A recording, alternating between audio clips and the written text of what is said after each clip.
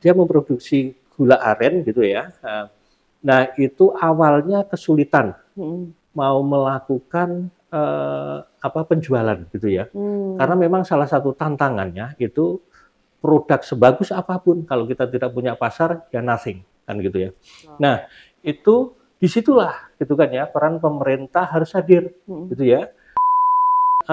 Salah satu kesulitan yang pernah dikeluhkan ke saya memang itu Mbak, keterbatasan alat misalkan gitu ya. Mereka mau bikin, Pak kita nggak punya alatnya gitu ya, kita masih melakukan ini secara manual. Nah itu kan juga memang menjadi tantangan tersendiri dan itu juga tidak mudah, namun saya yakin maksudnya pemerintah juga akan terus gitu ya memperjuangkan apa yang menjadi aspirasi dari masyarakat itu gitu ya.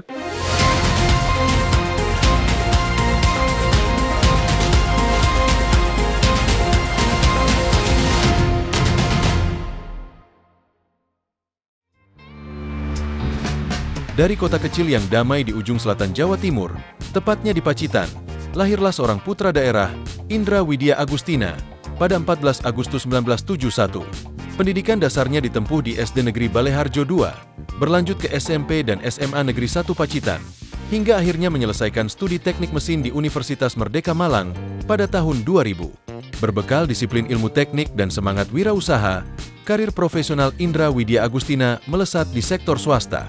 Ia memegang berbagai posisi strategis, mulai dari Direktur CV Widya Chandra, komisaris di beberapa perusahaan nasional, hingga dipercaya sebagai komisaris utama PT Multi Graha Consult Engineering selama 1 dekade dari 2013 hingga 2023. Tak hanya sukses di dunia usaha, kiprah Indra juga merambah dunia politik dan organisasi. Sejak awal 2000-an, ia telah aktif sebagai koordinator kepemudaan DPC Partai Demokrat Pacitan, lalu menjabat sebagai bendahara generasi muda Demokrat, hingga kini menduduki posisi strategis sebagai Wakil Ketua DPD Partai Demokrat Jawa Timur. Konsistensinya dalam perjuangan politik membawanya dipercaya sebagai anggota DPRD Provinsi Jawa Timur periode 2024 hingga sekarang, sekaligus sebagai Sekretaris Fraksi Partai Demokrat DPRD Jawa Timur. Indra juga aktif sebagai Dewan Penasehat PPDI Kabupaten Pacitan, menunjukkan kepeduliannya terhadap penyandang disabilitas dan pembangunan sosial di daerah. Dengan latar belakang teknik, pengalaman bisnis, dan keteguhan dalam berpolitik, Indra Widya Agustina adalah gambaran sosok pemimpin yang membumi, yang berpikir rasional, bekerja nyata, dan terus berjuang demi masyarakat Jawa Timur.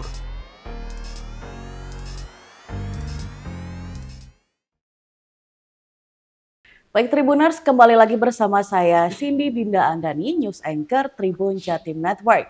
Dalam podcast DPRD Jawa Timur, Gebrakan Wakil Rakyat.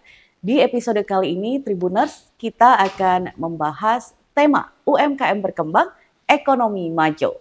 Tribuners, usaha mikro, kecil, dan menengah atau UMKM memegang peranan krusial dalam perekonomian Jawa Timur. UMKM tidak hanya berkontribusi signifikan terhadap produk domestik bruto atau PDB, namun juga menyerap sebagian besar tenaga kerja. Dan perkembangan UMKM ini, Tribuners, yang begitu pesat mampu mendorong pertumbuhan ekonomi, memberdayakan masyarakat, serta meningkatkan penggunaan produk dalam negeri. Dan dengan dukungan yang tepat, UMKM dapat terus berkembang dan memberikan kontribusi lebih besar terhadap kemajuan ekonomi daerah maupun nasional. Dan Tribuners, untuk membahas lebih lanjut mengenai strategi pengembangan UMKM, tantangan hingga peluang di masa depan, hari ini sudah ada bersama saya Bapak Indra Widya Agustina dari Komisi B DPRD Jawa Timur. Selamat datang Bapak Indra. Selamat datang. Terima kasih Mbak Cindy. Baik. Ketemu lagi. Ketemu lagi Pak Indra di sesi kedua ini Pak. Pak Indra, sekarang kita akan membahas tentang UMKM Pak dan peranan-peranannya. Dari Bapak Indra sendiri, bagaimana sih Pak strategi pengembangan UMKM di wilayah-wilayah tertentu Pak? Ini ada wilayah Pacitan, Ngawi, Ponorogo, Trenggalek, dan Magetan untuk mendorong pertumbuhan ekonomi lokal. Silakan Pak Indra. Ya, sebelumnya kita juga harus tahu ini ya Mbak Cindy, apa begitu pentingnya UMKM gitu ya. Makanya kita harus bisa mendorong supaya UMKM kita itu bisa lebih maju dan bersaing dengan pasar yang lain kan gitu ya. Nah, kebetulan di dapil saya memang saya mengampu itu dari 5 kabupaten, Mbak. Ada Pacitan, Ponorogo, Magetan, Trenggalek, dan Ngawi, gitu ya. Di mana di dapil saya banyak sekali, gitu ya, penggiat-penggiat UMKM tersebut. Ya, tentunya untuk supaya apa? Tadi pertanyaan Mbak Cindy untuk bisa mendorong mendorong pertumbuhan UMKM tersebut, kita ada pembinaan-pembinaan, Mbak, gitu ya, dan juga bahkan ada apa istilahnya pengalokasian dana, karena intinya sih bahwa sebagai fusi kami, gitu ya, selaku anggota Dewan di DPRD Provinsi Jawa Timur itu kan kita punya fungsi legislasi dengan membuat perda, tentu perda yang berkaitan misalkan kalau dengan UMKM yang menguntungkan bagi pelaku UMKM, gitu ya. Dan juga ada fungsi penganggaran. Penganggaran kita juga bisa mengalokasikan dana, gitu kan ya, memberi supporting dana kepada pelaku UMKM, gitu ya. Dan tentu fungsi kami yang ketiga kan pengawasan. Kita akan selalu melakukan pengawasan terhadap misalkan dinas-dinas dalam melaksanakan pembinaan dan sebagainya terhadap UMKM, bagaimana, ada yang maksimal atau belum. Nah itu disitulah kami harus hadir untuk memperkuat, intinya untuk memperkuat keberadaan UMKM supaya UMKM kita juga bisa lebih bersaing, gitu ya. Baik, Bapak Indra, dan untuk so far nih Pak, itu seperti apa sih Pak kondisi UMKM di daerah-daerah tersebut Pak? Ya, tentunya berbeda-beda Mbak Cindy antara wilayah satu dengan yang lainnya, gitu ya, apalagi dengan banyak UKM dan juga apa istilahnya klaster atau kelas-kelas mereka kan juga berbeda pula, gitu kan, ada yang kecil, ada yang udah besar dan sebagainya, gitu ya. Tentu mereka juga mempunyai kondisi masing-masing, gitu. Wakil rakyat atau anggota dewan tentu kami akan memberikan support penuh ya terhadap UMKM, karena apa? UMKM itu menjadi tulang punggung perekonomian daerah, gitu ya. Bahkan bisa dibilang juga sebagai penopang lah ya perekonomian nasional, gitu ya. Karena secara mencatat bahwa dulu waktu kita mengalami krisis, gitu ya, itu salah satu penyelamat kita tidak sampai istilahnya parah, itu ya ini dari UMKM ini, wow. UMKM. Jadi memang ternyata, gitu ya, UMKM itu juga mempunyai peran yang sangat luar biasa, termasuk yang Mbak Cindy bilang tadi, gitu ya, itu penopang PDB kita, gitu ya, yang semakin meningkat itu kan juga dari UMKM. Baik, kemudian Pak Indra, program-program dari pemerintah itu apa saja sih Pak yang telah dilakukan untuk mendukung pengembangan UMKM-nya Pak? Ya, kalau khususnya sesuai fungsi kami selaku anggota dewan itu kan mempunyai 3, gitu ya, maksudnya dari sisi penganggarannya, gitu ya, pengawasan sampai istilahnya pengawasan, penganggaran, legislasinya, gitu kan ya. Jadi misalkan gini deh, dari sisi legislasi kami bisa membuat suatu perda, gitu ya. Perda yang mana perda itu juga harus memberi ruang atau intinya memberi supporting terhadap UMKM. Misalkan kita buat perda tentang memudahkan perizinannya, dalam mengurus perizinannya harus dipermudah, gitu ya. Itu. Yang kedua mungkin dengan kita memberi istilahnya mewajibkan terhadap misalkan ini di situ ada supermarket, di daerah itu ada wilayah itu, atau di pasar-pasar nasional itu supaya mengakomodir produk-produk dari UMKM, kan gitu ya. Itu salah satu ininya, itu yang bisa kita lakukan dari sisi tentang perda ya, dari legislasi tadi. Yang kedua, kami juga penganggaran, dari fungsi penganggaran kami juga bisa mengalokasikan dana, gitu kan ya. Dana ya tentunya untuk memperkuat pengembangan UMKM yang ada gitu. Misalkan dari sisi permodalannya gitu kan ya. Itu terus dari pengawasan tentu kita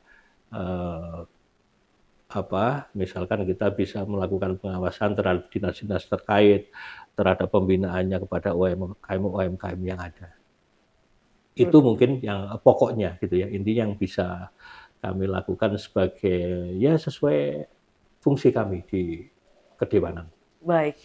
Kemudian Pak Indra, menurut Pak Indra dari yang selama ini Bapak perhatikan atau lihat di lapangan Pak, bagaimana peran serta masyarakat Pak dalam pengembangan UMKM saat ini? Sangat penting bagi saya dalam arti karena lingkungan itu juga punya pengaruh yang besar terhadap apapun itu gitu ya. Baik itu kegiatan UMKM, perekonomian dan lain-lainnya gitu ya. Bagaimana dukungan dari masyarakat sekitar gitu. Apalagi UMKM ini kan bicara produk-produk lokal kan gitu ya. Jadi dukungan dari masyarakat sekitar atau budaya dari masyarakat sekitar itu juga memberi andil yang tidak kecil untuk kemajuan UMKM yang ada di wilayah itu, Mbak. Baik. Kemudian Pak Indra, bagaimana Pak cara meningkatkan efektivitas dukungan pemerintah terhadap UMKM di wilayah-wilayah itu, Pak? Ya, seperti yang kami lakukan, Mbak. Ini contoh ya, yang ada di Pacitan itu kan ada pabrik gula semut aren, Mbak ya, gula aren. Gula aren. Gula aren semut atau semut aren, itulah ya. Iya. Intinya dia memproduksi gula aren gitu ya. Nah itu awalnya kesulitan mau melakukan penjualan gitu ya. Karena memang salah satu tantangannya itu produk sebagus apapun kalau kita tidak punya pasar ya nothing kan gitu ya. Nah itu disitulah gitu kan ya peran pemerintah harus hadir gitu ya. Pertama itu harus membantu mencarikan pasarnya gitu ya. Selain tentu, Mbak, kita melakukan pembinaan, pendampingan gitu ya, bagaimana supaya produk itu menarik misalkan. Itu kalau barangnya bagus, tapi packagingnya nggak bagus, ya tentu itu kurang menarik gitu ya. Dan banyak contoh lah, misalkan gini, saya belanja ke supermarket, itu saya sendiri aja juga melihat, Mbak, misalkan ini kemasannya kurang menarik gitu. Oh ini kok kelihatan wah bagus ya ini ya. Loh, itu akan membuat kita yang awalnya itu nggak mau beli bisa beli. Gitu, nah itu packaging itu kalau di dunia apa istilahnya Mbak ya produksi barang-barang gini-gini itu nggak bisa kita kesampingkan. Itu gitu ya. kayaknya utama deh Pak karena orang lihat langsung ya. Betul Mbak. Yang kedua nih saya mau beli buku ini Mbak ya. Saya juga termasuk suka baca sih dulu ya. Saya itu bahkan saya punya target gitu ya. Pokoknya setiap bulan saya harus beli buku. Wow. Itu saya lihat mau beli buku itu saya lihat ini kertasnya bagaimana nih gitu kan ya. HVS atau yang putih atau yang kecoklatan buram, gitu. Ya. Iya, itu kalau udah buram udah mah nggak saya beli gitu kan ya. Itu yang pertama. Terus packaging dari depannya gitu ya, tampilan depannya. Oh ini tebel bagus kelihatan menarik. Nah itu kita jadi beli. Lah itulah ya dalam arti gini. Packaging itu sesuatu yang sangat penting dalam kita menjual suatu produk ya. Apalagi itu tadi produk-produk UMKM yang tentu karena ini produk-produk lokal itu kan juga bersaing keras dengan yang ada di pasar yang selama ini ya Mbak ya yang mungkin sudah lebih maju gitu ya, lebih modern. Nah, disitulah kami hadir gitu kan ya. Kami juga menyampaikan itu pentingnya gitu melakukan pembinaan tentang packaging harus menarik. Itu yang ketiga juga jangan kualitas. Kualitas itu harus tetap kita jaga gitu ya. Jangan orang misalkan sekarang beli, oh enak ini, besok beli, loh kok jadi beda.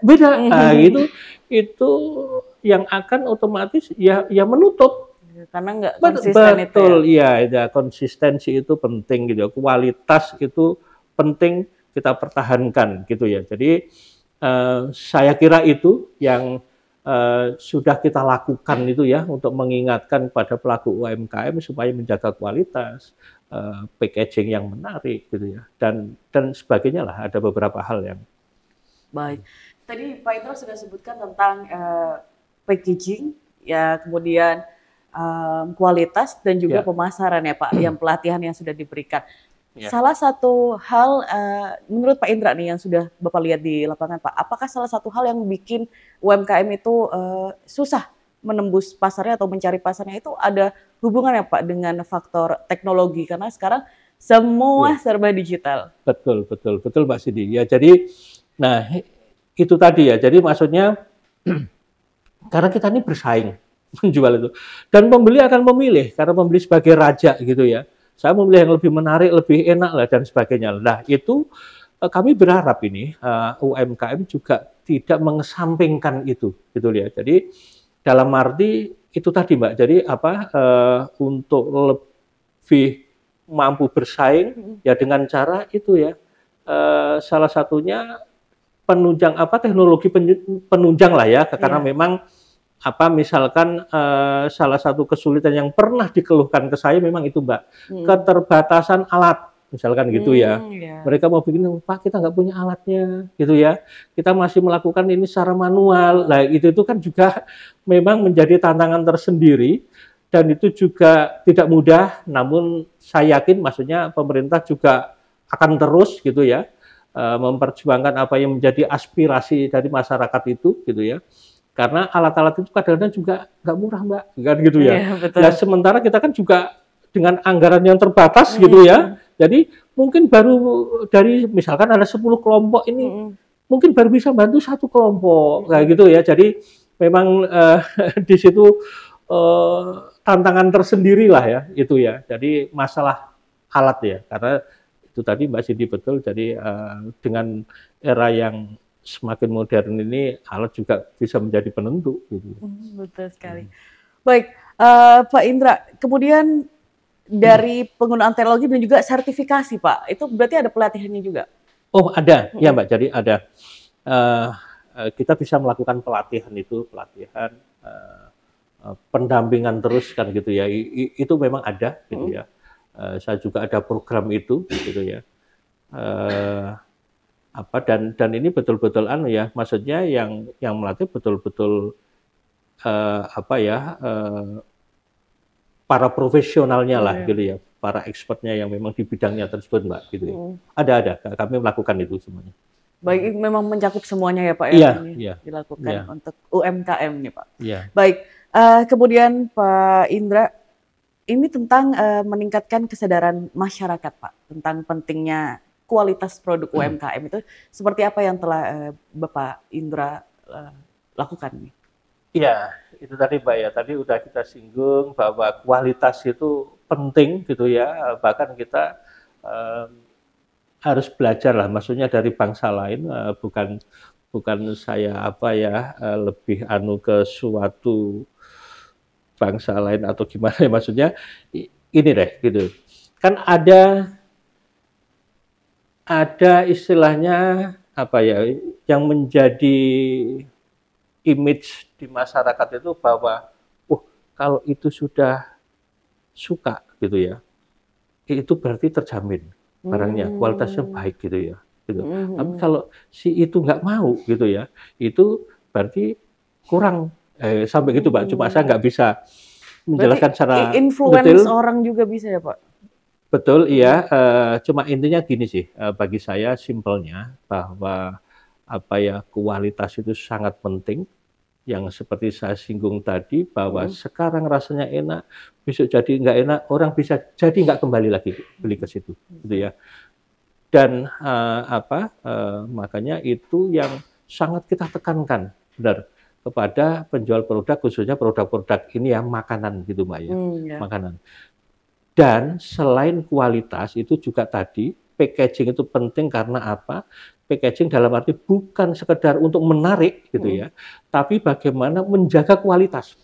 Misalkan ini dengan misalkan kacang deh Mbak ya, atau emping belinju gitu ya, yang pakai plastik yang bagus, tebel misalnya pastinya tebel dan pakai flip gitu ya, gitu. Apalagi di vakum gitu ya, dia akan lebih ternyata bukan sekedar awet, memperpanjang usia dari makanan itu, namun juga ternyata menjaga kualitas makanan. Nah, itu penting kan gitu ya. Karena udaranya keluar semua. Gitu. Betul ya, itu ya. Jadi intinya hal-hal semacam itu kan harus kita kenalkan pada pelaku UMKM. Ya, betul sekali. Untuk salah satunya cara menjaga kualitasnya seperti itulah gitu ya, yang harus mereka lakukan. Oke. Dan selama ini responnya seperti apa Pak di lapangan? Oh, mereka baik gitu ya. Mereka juga bisa menerima karena mau nggak mau, Mbak. Adaptasinya cepat kah? Ya memerlukan waktu lah ya, perlu waktu. Namun pada intinya mereka tuh bisa menerima, Mbak, bisa menerima secara ini. Cuma memang kan perlu kebiasaan lah ya, kan gitu ya, namanya sesuatu yang baru gitu. Itu kan kadang mereka juga belum ini gitu kan ya lah. Nah disitulah. Tapi intinya mereka sangat menerima dan sangat berterima kasih gitu. Karena mau nggak mau itu tadi, Mbak, kalau kita tidak mau bersaing gitu ya, melakukan perubahan yang lebih baik, ya baik kualitas, pengemasan dan sebagainya, ya kita akan tertinggal. Dan ujungnya nggak laku, ya kita rugi sendiri kan gitu ya. Makanya mereka sangat itulah. Baik, Pak Indra. Kemudian dari sekian strategi nih Pak yang Bapak Indra sudah sebutkan untuk memperluas pemasaran dan promosi produk UMKM, pemanfaatan media sosial juga ada ya Pak Indra ya. Kemudian event atau kerjasama dengan pihak lain apakah ada juga Pak? Ya betul Mbak Sidi. Jadi itulah ya, kita era digitalisasi ini kan banyak kan ya sekarang bisa bikin toko online.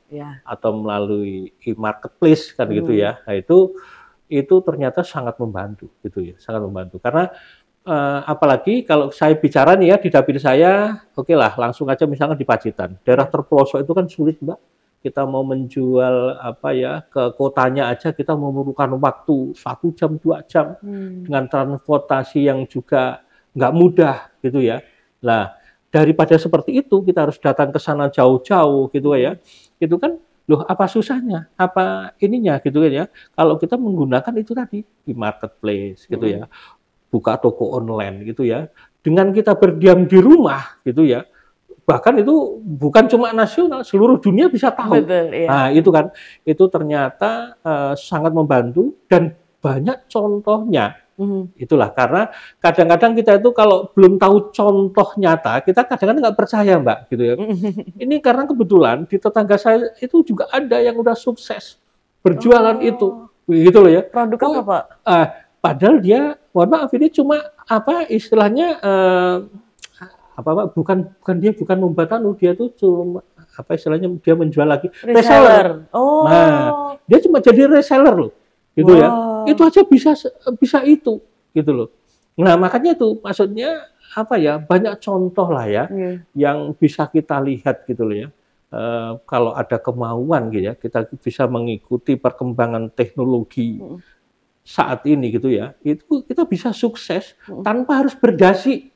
Jadi sukses itu tidak harus pakai dasi kan gitu ya. Itu aja ya, Pak, betul iya, kita bisa pakai kaos nyantai-nyantai sarungan di rumah bisa sukses kan itu ya. Itu bahkan banyak lah ya contoh yang inilah ya, yang mereka kelihatannya itu santai-santai di rumah tapi kok ini ya, kok luar biasa. Lah itulah. Itu memang kita harus ke sana arahnya. Itu tidak bisa kita bendung, tidak bisa kita pungkiri bahwa eranya sudah beda. Baik, mungkin bisa dijelaskan lagi Pak Indra tentang tantangannya Pak. Menghadapi pengembangan UMKM yang sudah diusahakan tapi masih ada tantangan yang harus dilalui, itu apa saja Pak? Tantangannya selain itu tadi Mbak ya, pemasaran gitu ya, itu juga permodalan gitu ya, karena UMKM itu juga rata-rata mohon maaf lah karena mereka dari ini ya, jadi salah satu kendala yang paling kan permodalannya kurang gitu ya. Nah kami sebagai wakil rakyat atau pemerintah itu harus bisa hadir gitu ya untuk mempermudah itu bantuan permodalan bagi mereka gitu ya. Itu salah satu ininya lah kehadiran kami ya di tengah-tengah masyarakat atau khususnya di penggiat UMKM gitu ya. Itu dan kita juga membantu pemasarannya tadi ya, kita harus carikan pemasarannya karena itu tadi sebagus apapun produk tapi kalau kita nggak bisa menjual gitu ya percuma kan gitu. Nah itu kita hadir di situ juga gitu ya, dan tantangan berikutnya tentu tadi itu yang keterbatasan alat gitu ya, karena untuk menjaga kualitas dan sebagainya lah itu. Kita intinya ingin hadir lah untuk memberikan supporting yang maksimal supaya UMKM kita juga bisa lebih berkembang dan lebih berdaya saing gitu ya. Baik, Pak Indra, kemudian Pak, bagaimana Pak memperkuat kerjasama ini antara tidak hanya dari DPRD Jatim, tapi juga pemerintah daerah, kemudian stakeholder lain untuk mendukung pengembangan UMKM ini? Ya, kalau kami di Dewan kan itu tadi ada 3 pokok inilah ya visi kami gitu ya. Yaitu kan kami bisa menggandeng pemerintah daerah juga, Mbak, gitu. Karena yang lebih tahu, karena kami di provinsi ini ya, gitu kan ya. Yang lebih tahu kan tentu itu kan pemerintah setempat, pemerintah daerah setempat gitu ya, yang lebih paham. Makanya kami mulai istilahnya mulai mencari data atau pemetaan gitu ya, UMKM mana yang masih perlu kita bantu, itu kita juga istilahnya melakukan koordinasi dengan pemerintah kabupaten setempat gitu Mbak ya. Terus tentu selain itu kami juga yang istilahnya ada di kota lah ini ya. Kalau itu kan di kabupaten, di pemerintah kabupaten, di daerah-daerah terpencil gitu ya, kurang mengikuti perkembangan digitalisasinya masih kurang gitu, informasinya masih kurang. Nah, disitulah ya kami memberikan istilahnya apa ya, ya informasi yang lebih. Jadi misalkan gini Mbak, waktu itu contoh nyata ini ya, misalkan kebetulan saya kan ada kenal orang asing ini, gitu, yang waktu itu memerlukan jahe emprit, gitu ya. Jahe, nah, itu jenis jahe itu Pak? Jenis jahe, karena jahe itu ada beberapa macam, misalkan jahe gajah, jahe emprit, gitulah ya. Terus itu jahe emprit ini lebih apa ya, lebih pedas gitu lah. Maksudnya rasanya lebih ini Mbak. Jadi orang banyak mencari ini. Kalau gajah itu kan cuma menang dia besarnya lebih inilah ya, dari sisi penampilan anunya lebih besar, lebih mudah perawatannya, tapi dari sisi apa istilahnya rasa atau khasiatnya itu masih beda. Makanya itu dicari ya Pak ya. Betul ya. Nah itu dulu itu kan ada yang tanya ke saya gitu, intinya darah Anda ada nggak gitu ya, yang istilahnya yang punya potensi ini apa pengadaan jahe emprit gitu ya. Terus nah itu kan langsung saya telepon Mbak yang ada di Pacitan gitu, saya tanya gitu, ada gitu ya, tapi ternyata kendalanya di sini gitu. Nah, ini salah satu tantangan juga Mbak. Maksudnya gini ya, karena pelaku UMKM itu ya skupnya kan kecil ya ini ya, yang baru saya lihat itu ya, itu kendalanya gini. Tadi kan ada yang minta produknya itu ada, tapi apa kapasitas yang diminta. Jadi karena kapasitasnya besar. Langsung dan mereka besar. Minta kecukupan, misalkan ini bisa nggak misalkan dalam 2 atau 3 bulan sekali sekian ton. Nah itu yang kita masih belum mampu.